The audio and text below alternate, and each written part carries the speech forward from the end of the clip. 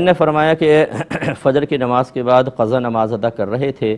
کہ نماز کے دوران سورج طلوع کر آیا تو اس نماز کا کیا حکم ہوگا۔ دیکھیں، جب سورج طلوع کر آیا تو آپ کو یہ نماز توڑ دینی چاہیے تھی، اس کو توڑ دیں اور بعد میں اس کی قضا ادا کریں گی۔ ایک انہوں نے کہا کہ وضو ٹوٹنے میں شک تھا، ایک نماز تو پڑھ لی تھی، دوسری نماز میں شک تھا کہ پتہ نہیں ٹوٹا نہیں ٹوٹا، نماز پڑھ لی، بعد میں یقین حاصل ہو گیا کہ وضو نہیں تھا۔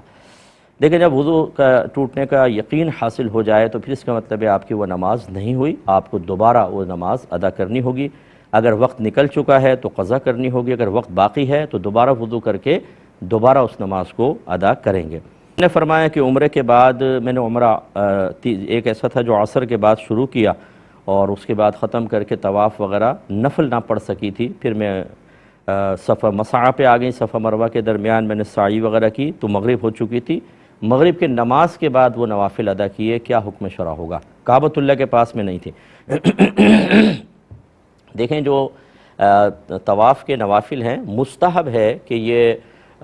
مقام ابراہیم کے پاس ادا کیے جائیں، لیکن اگر وہاں پہ ادا نہ کریں تو مسجد میں جہاں کہیں آپ ادا کر لیں یہ ادا ہو جائیں گے، اور فوری طور پہ ادا کرنا مستحب ہوتا ہے۔ لیکن جیسے آپ کے ساتھ شرعی عذر تھا کہ عصر کے بعد نوافل نہیں پڑھ سکتی تھیں، اس لیے آپ وہاں چلی گئیں تو مغرب کے بعد ان کو ادا کیا آپ نے، بالکل ٹھیک ہے، اس پہ کوئی دم وغیرہ لازم نہیں ہوگا۔